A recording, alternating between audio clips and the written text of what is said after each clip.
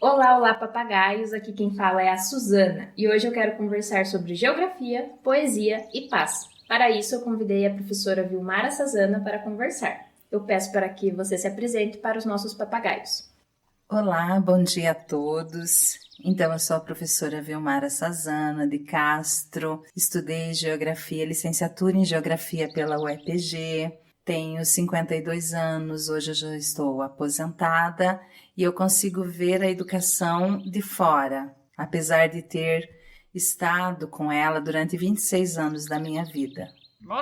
Bom, acho que o nosso papo hoje vai ser muito agradável, mas eu sempre trago uma pergunta que acho que tem um pouquinho da geografia nela, né? Que é qual animal da fauna brasileira você se identifica? Eu me identifico com um animal que tem mais de 200 espécies no mundo, que consegue se adaptar em quase todas as regiões, desde os desertos até o Ártico.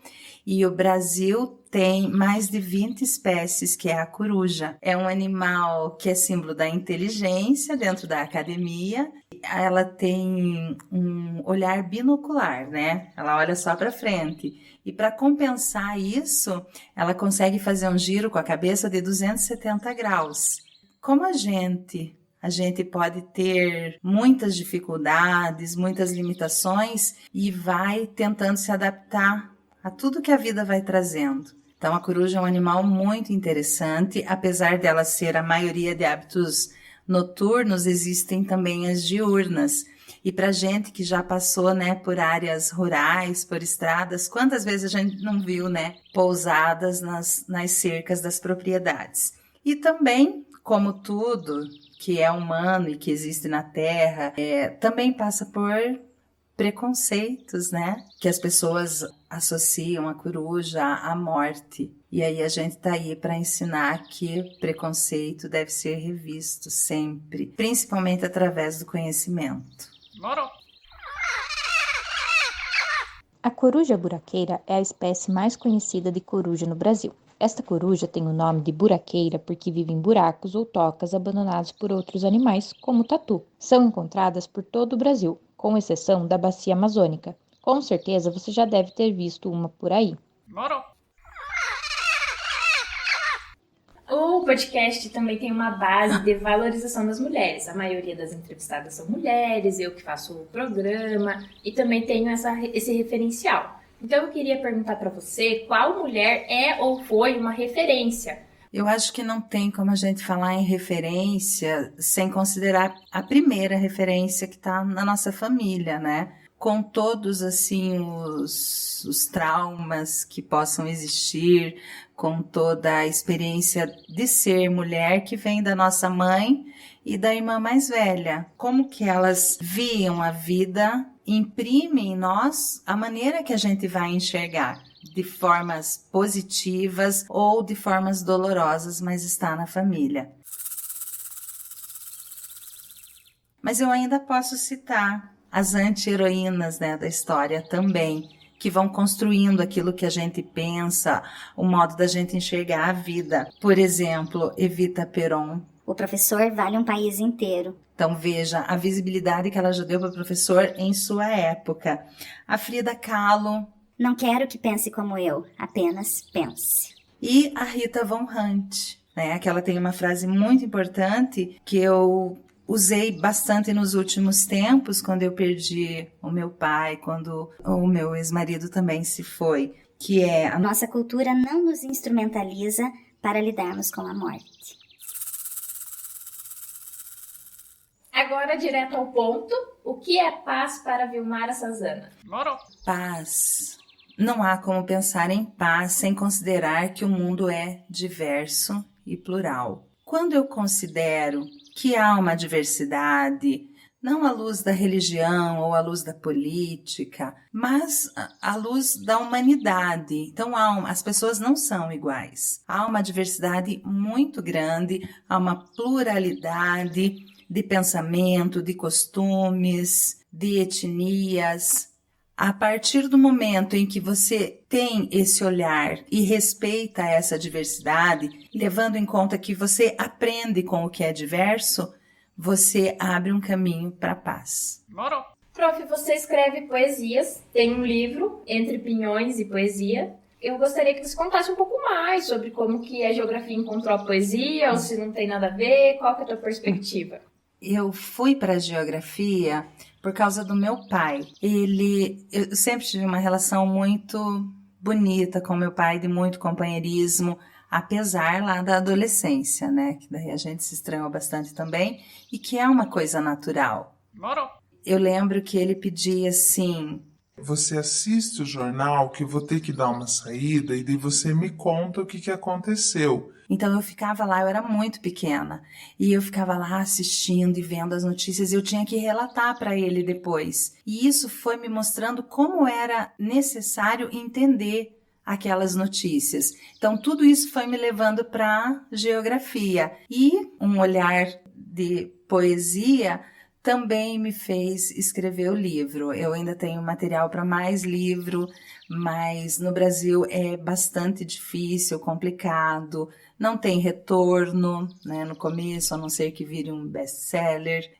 Mas eu vejo poesia nas coisas, eu vejo poesia em tudo. Eu vi muita poesia nos meus alunos e ex-alunos. Eu tive excelentes alunos. Estou com uma aqui na minha frente. Eu lembro que nas aulas você trazia essa conexão da matéria com a literatura.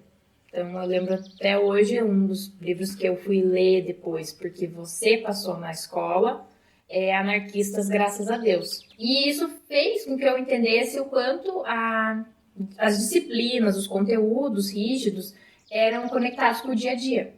E acho que até tem um dia que eu falo para você, né? Falei para você quando eu estava na aula. É que aqui, ouvintes, vamos ter que fazer o recorte, que a professora Vilmara foi minha professora por muitos anos de geografia.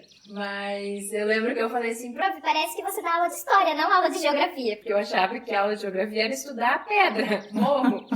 Então, eu acho que aqui também fica essa homenagem, né, prof? Como você foi uma professora vanguardista, que cativava, que tentava fazer os alunos irem além, buscarem outras coisas, perceberem como aquilo estava no dia a dia deles, como aquilo era importante. E eu acho que eu devo muito a você. Nossa, eu fico... não sei como. Eu sempre busquei. Então, logo que eu terminei a faculdade, eu fiz uma pós-graduação em interdisciplinaridade. Ali também eu me encontrei, porque eu entendi que eu podia ensinar o conteúdo além do conteúdo. Então, eu sempre fui uma professora assim, de muitos projetos, de muito fazer com que o aluno falasse. Então, também vou fazer uma ressalva para lembrar de um trabalho que você fez sobre o Vale do Itajaí. Gente do céu, que coisa incrível! Tinha a TV laranja na sala de aula, busca pendrive, liga a TV, muda de cabo e Suzana lá. Fez um trabalho assim inacreditável, falou das enchentes, falou dos rios, da Oktoberfest. Isso é que eu digo de você estar de corpo e alma na sala de aula. Nós tivemos muitos embates também, né, Suzana? Nem sempre foram flores. Quando você falou que parecia história, eu fiquei muito fula da vida. Eu fiquei muito fula, mas eu tinha que manter o quê? A minha classe. Eu sempre dava mais uma volta e mostrava. Uma outra coisa também, eu lembro que um dia eu levei um funk. Era um funk sobre as bacias hidrográficas. Quando eu falei, Gente, hoje eu vou cantar um funk. eu olho para Suzana torce o nariz. Quando eu começo a cantar o funk, que na verdade era uma paródia para as bacias hidrográficas, os olhos da Suzana brilham. Eu e você nos conhecemos na escola pública. Não é segredo para ninguém que eu tenho um apego muito grande com a escola pública. Foi um espaço muito conflituoso para mim, mas ao mesmo tempo é um ambiente de oportunidade, de acolhimento, de diversidade, em que as pessoas convivem com a diferença. Eu era aluna, você professora, em Castro, uma cidade colonizada, ou que se diz colonizada por europeus, né, holandeses, italianos, alemães, como muitas outras cidades do sul do Brasil. E como era ser uma professora numa escola pública, em uma cidade conservadora, que até hoje se mantém conservadora, tradicional, e trazer debates de racismo, xenofobia, machismo para dentro da sala de aula? Desde que eu comecei a abordar esses temas, eu sempre percebia, sim, que eu era inicialmente desacreditada por alguns membros da equipe. Não por todos. Eu lembro que eu me senti muito liberta quando Carlos Dias assumiu a direção da escola, porque naquele momento ele me deu toda a liberdade para trabalhar. Então eu sempre busquei projetos interdisciplinares, mas sempre tinha essa coisa assim, eu tinha que provar mais do que outros professores que ia dar certo, que ia ter resultado. Então eu sempre fui muito boicotada por aquele medo, ai, será que isso vai dar certo? Ai.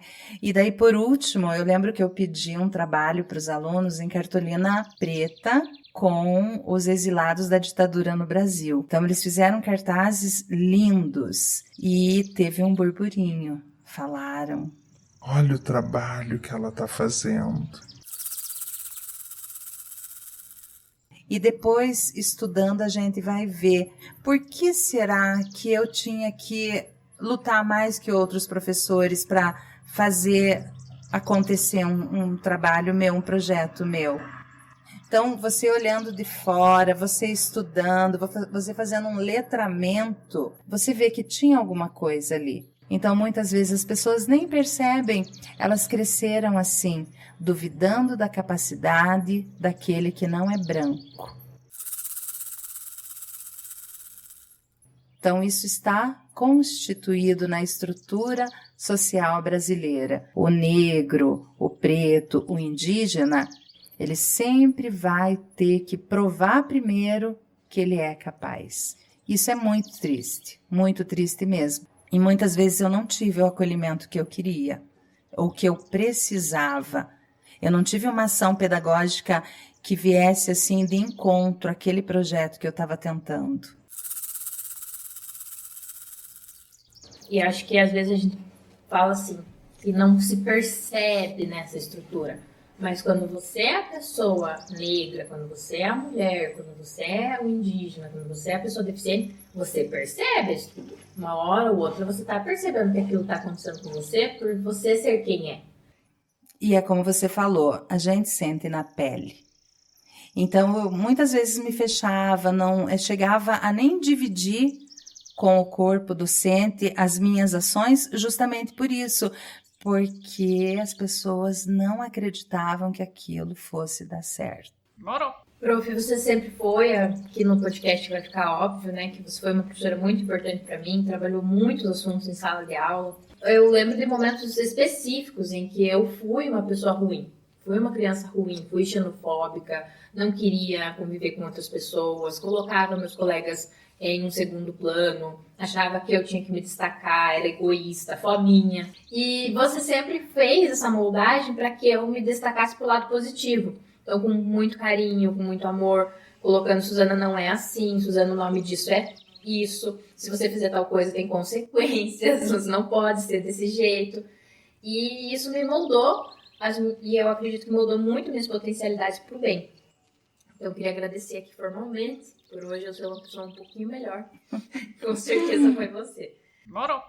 Você foi a primeira professora negra que eu tive. Eu não tinha essa noção. Ninguém chegava na escola e falava. Vocês já repararam que vocês só tiveram professores brancos? Hoje eu faço essa reflexão, quando me perguntaram, né, uma vez. Você teve professores negros na escola? Aí a primeira professora que eu lembrei foi você. Depois eu tive outra professora negra. Como que ser você envolve tanto a geografia, tanto a poesia, quanto a paz? Eu acredito que eu sou uma pessoa resiliente. Então, apesar de todos os problemas ou percalços que eu passei, eu não desistia.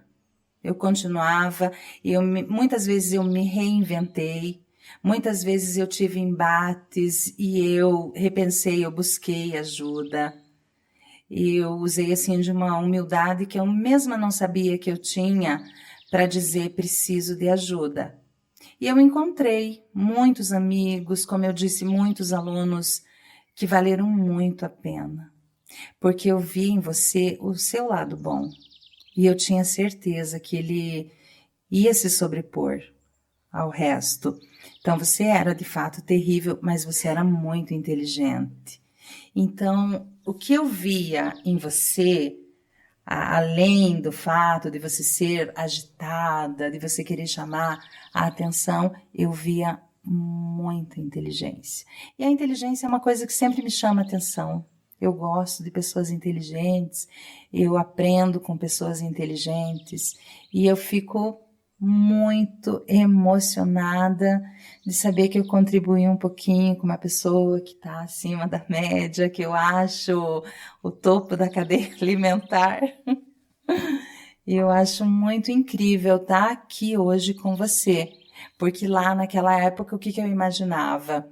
Suzana vai me esquecer, nunca mais vai olhar para mim, vai ser uma grande advogada e eu serei uma professora do passado guardada em uma gaveta. Então, veja, a gente não tem como prever. Então, por isso que a gente tem que investir nesses alunos muito bons e nos que não têm também essa facilidade para entender as coisas. O grande problema que nós encontramos hoje é a falta de apoio para essas alternativas, porque como a escola está muito diversa, então a gente precisa de psicopedagogos, de psicólogos, de assistente social, porque a escola passou daquele limite do ensinar e aprender. A escola hoje ela é muito maior do que isso e a estrutura continua igual. Então nós temos uma gama muito grande de problemas que vão para a escola junto com essas crianças. É preciso ter um olhar muito especial. Morou. E a poesia ela já veio comigo.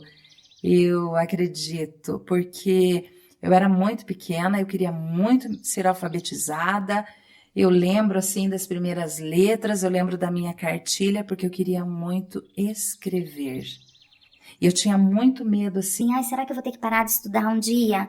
Não queria parar de estudar, porque eu venho de uma realidade onde as pessoas paravam de estudar para trabalhar, para ajudar em casa. Eu queria ser escritora. E tendo publicado o meu livro, além de ser professora, eu acredito que hoje eu também sou escritora. Morou. Agora eu queria saber se você, professora, tem alguma pergunta para mim. Onde que você enxerga a humanidade no direito? O direito, enquanto uma ciência, é uma ciência voltada para o ser humano. Os demais animais não vão inventar um código de leis ou exigir o cumprimento, criar um tribunal e julgar uns aos outros. Então, o direito é uma ciência humana, mas, ao mesmo tempo, o direito não é humanizado. Agora, hoje, o que nós consideramos justiça e direito está baseado em uma ideia eurocêntrica do que é a justiça. Mas em outras sociedades não europeias, em outros tempos, haviam outras formas de pensar o que é direito e o que é justiça. Então, por exemplo, indígenas, povos indígenas, eles tinham os seus métodos de justiça. Então, existem povos indígenas que até hoje você fez errado, então você vai sentar em círculo com todo mundo da aldeia e você vai falar o que você fez, a gente vai pensar sobre o que você fez e a gente vai decidir se você tem que ficar um tempo sozinho para pensar, se você não vai mais poder praticar tal atividade.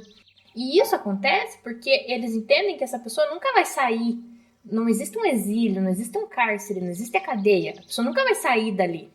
Então, o conflito tem que ser resolvido ali, entre a sociedade, porque essa pessoa nunca vai deixar de ser da sociedade.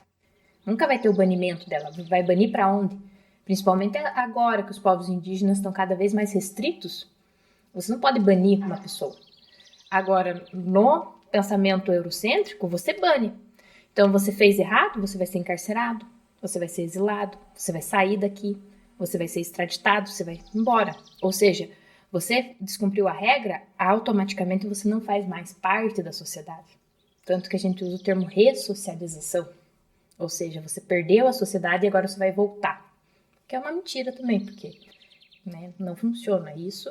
E nem deveria ser essa palavra ressocialização, porque as pessoas não perderam a sociabilidade delas, elas aprenderam a se sociabilizar de maneira diferente que a nossa. Só isso. Essa é a base, que é uma justiça europeia, que é uma justiça vingativa, punitivista e masculinizada. na ideia de que você pode punir o outro através de uma violência. E alternativas têm sido pensadas, né? Alternativas já existem, porque tanto povos africanos, povos indígenas, povos originários de outros países possuem seus próprios sistemas de justiça e como resolver seus conflitos que não levem necessariamente à violência.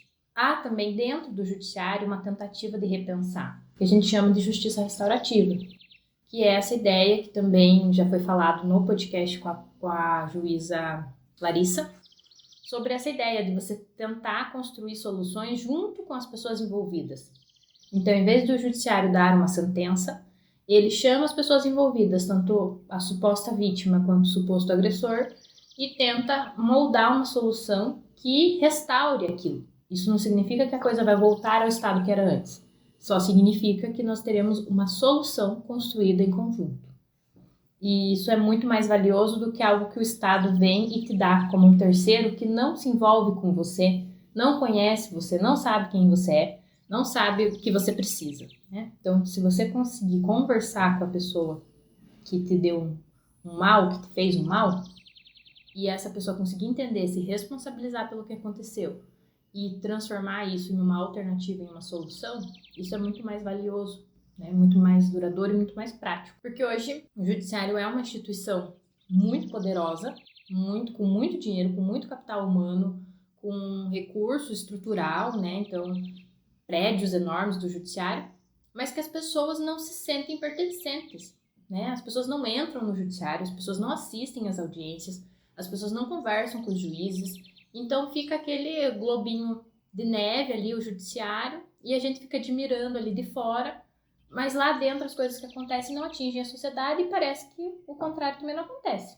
Mas voltando, né? Então o direito, como que eu vejo essa humanização no direito? Eu vejo que há alternativas. As pessoas têm buscado dentro da academia e dentro da prática judiciária por alternativas, né? A autocomposição de conflitos, resolução de conflitos, justiça restaurativa, círculos restaurativos, mediação, conciliação. Então há outras tentativas que se aproximam mais do que eu acredito como uma justiça que desenvolva, que se projete para a paz. Não no sentido de que a gente vai caminhar para algo sem conflitos, mas para algo em que, diante de conflitos, nós escolhemos soluções não violentas para esses conflitos. E aí a gente tem que entender que encarcerar é violência. Retirar uma pessoa do convívio que ela tem, colocar ela numa sala fechada, em que ela não escolhe a comida dela, não escolhe a roupa dela, não escolhe o cabelo dela, não escolhe com quem ela vai conviver, não pode fazer outras atividades senão as que são estabelecidas, isso é violento. E todo mundo sabe que isso é violento porque todo mundo conviveu na pandemia.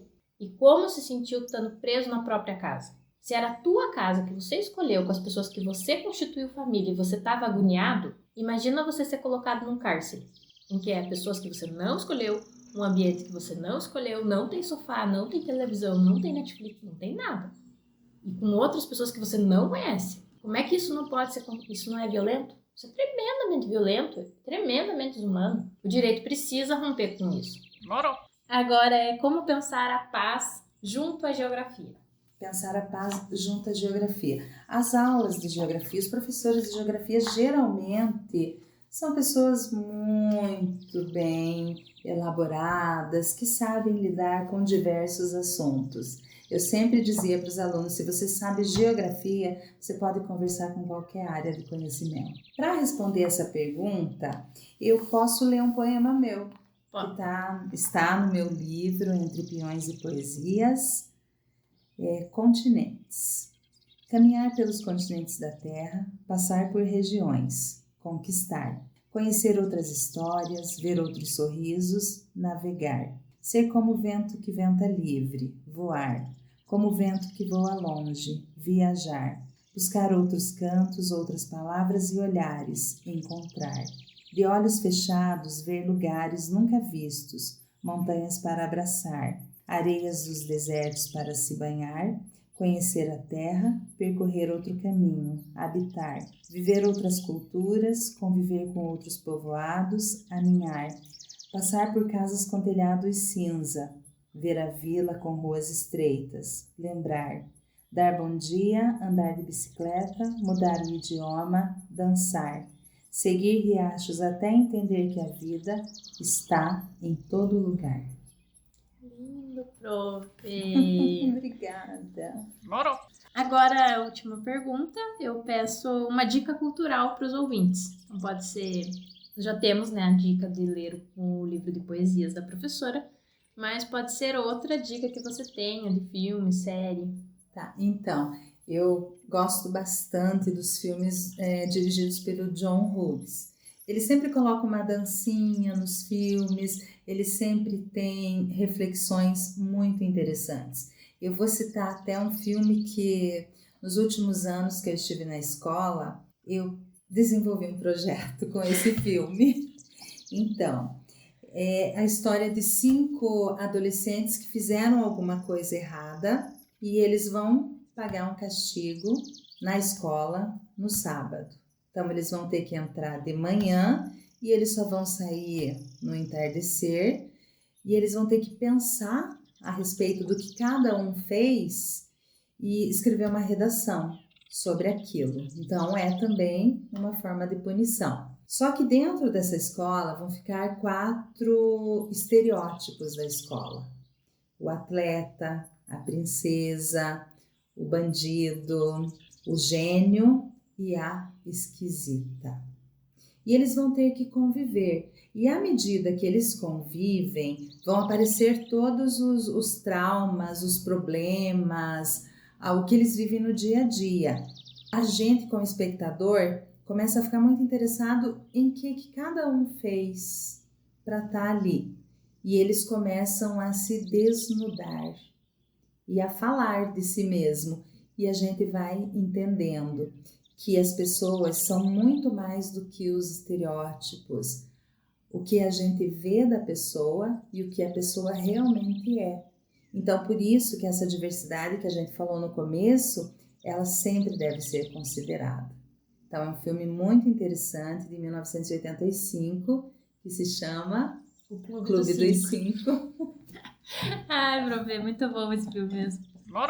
Bom, agora eu me despeço. Foi um prazer papagar com você. Eu espero que vocês, nossos ouvintes e papagaios, tenham ótimos voos.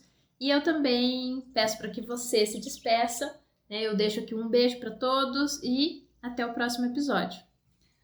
Nossa, foi muito interessante estar aqui. Quero que esse projeto também ganhe o mundo, que seja sempre assim, esse clima muito bom e que a gente consiga chegar longe fazendo as pessoas verem como as coisas podem acontecer apesar de todos os problemas, as tristezas que a gente passa ao longo da nossa caminhada. Um beijo para todos que vão ouvir, as pessoas que eu citei, as pessoas que eu lembrei, os meus ex-alunos. Fiquem bem. Tchau.